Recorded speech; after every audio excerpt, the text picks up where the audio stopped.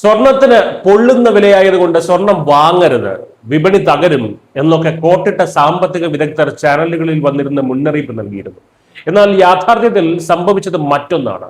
Global മാർക്കറ്റിലെ സാമ്പത്തിക വിദഗ്ധരെ പോലും അമ്പരപ്പിച്ചുകൊണ്ട് വെറും 90 ദിവസത്തിനിടെ ഇന്ത്യക്കാർ വിറ്റഴിച്ചത് 50,000 കിലോ പഴയ സ്വർണമാണ്. അതെ, വലിയ സാമ്പത്തിക ബിരുദങ്ങളൊന്നുമില്ലാത്ത ഇന്ത്യയിലെ സാധാരണക്കാർ ലോകത്തെ വൻകിട വിപണി വിദഗ്ധരെ അക്ഷരം പ്രതി കടത്തിവിട്ടിയിരിക്കുകയാണ്. സ്വർണ്ണവിലയിലുണ്ടായ കുത്തനെ ഇടിവ് കണ്ട് പലരും പരിഭ്രാന്തരാകുമെന്നാണ് വിപണി നിരീക്ഷകർ കരുതിയത്. കാരണം 2026 ജനുവരിയിൽ 10 ഗ്രാമിന് 1,80,000 രൂപ എന്ന ചരിത്രത്തിലെ ഏറ്റവും ഉയർന്ന നിരക്കിലായിരുന്ന സ്വർണം ഇന്ന് 5 മാസം പിന്നിടുമ്പോൾ MCX-ൽ 1,43,205 രൂപയിലേക്ക് കൂപ്പുകുത്തിയിരിക്കുന്നു. വെറും 5 മാസത്തിനിടെ പവൻ ഉണ്ടായിരിക്കുന്നത് 36,000 രൂപയുടെ വൻ ഇടിവ്. വരും ദിവസങ്ങളിൽ വില 1,20,000 രൂപയിലേക്ക് വരെ താഴാൻ സാധ്യതയുണ്ടെന്നാണ് മുന്നറിയിപ്പ്. എന്നാൽ വിലയിടിയുന്നത് കണ്ട് ഭയന്ന് കരയുന്നതിന് പകരം ഇന്ത്യൻ കുടുംബങ്ങൾ വളരെ ബുദ്ധിപരമായിട്ടുള്ള ഒരു പ്രത്യാക്രമണമാണ് നടത്തിയത്. വില ഇനിയും കുറയുന്നതിന് മുൻപ് വീടുകളിൽ സൂക്ഷിച്ചിരുന്ന പഴയ സ്വർണം ഉയർന്ന വിലയ്ക്ക് തന്നെ വിറ്റ് കാശാക്കുകയാണ് ഇന്ത്യക്കാർ ചെയ്തത്.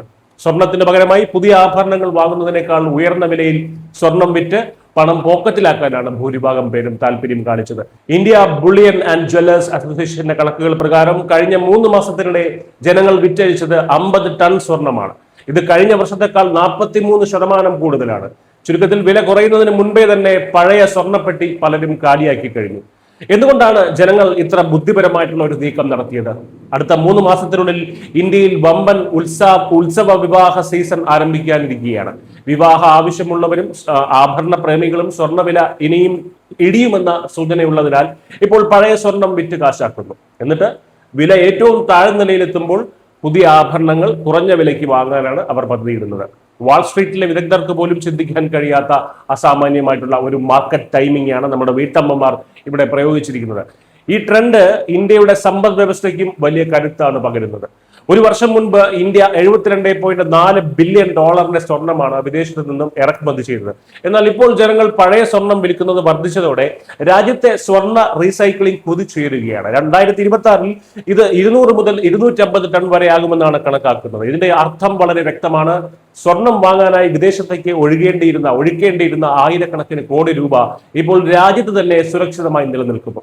ഒരു കണക്കുകൂട്ടൽ പ്രകാരം ഇന്ത്യൻ കുടുംബങ്ങളുടെ കൈവശം ഏകദേശം 30,000 ടൺ സ്വർണ്ണമുണ്ട്. ലോകത്തിലെ തന്നെ ഏറ്റവും വലിയ സ്വകാര്യ സ്വർണ്ണ ശേഖരങ്ങളിൽ ഒന്നാണ്. സ്വർണ്ണവില കുറയുമ്പോൾ എന്ത് ചെയ്യണമെന്നറിയാതെ പകച്ചു നിൽക്കുന്നവരല്ല, മറിച്ച് വിപണിയുടെ ചാഞ്ചാട്ടങ്ങളെ കൃത്യമായി മുൻകൂട്ടി കണ്ട് ലാഭമുണ്ടാക്കാൻ അറിയുന്ന അതിബുദ്ധിമാന്മാരാണ് ഇന്ത്യയിലെ സാധാരണക്കാർ എന്നീ ഒറ്റ സംഭവം തെളിയിക്കുന്നു. സാമ്പത്തിക വിദഗ്ധരുടെ ഗ്രാഫുകളെയും ചാർട്ടുകളെയും നിഷ്പ്രഭമാക്കി വീടിനുള്ളിലെ സാമ്പത്തിക മന്ത്രിമാരായിട്ടുള്ള സാധാരണ വീട്ടമ്മമാർ നടത്തിയ ഈ സർജിക്കൽ സ്ട്രൈക്ക് ഇന്ത്യൻ വിപണിയുടെ യഥാർത്ഥ കരുത്താണ് ലോകത്തിന് കാണിച്ചു കൊടുക്കുന്നത്. News desk camera.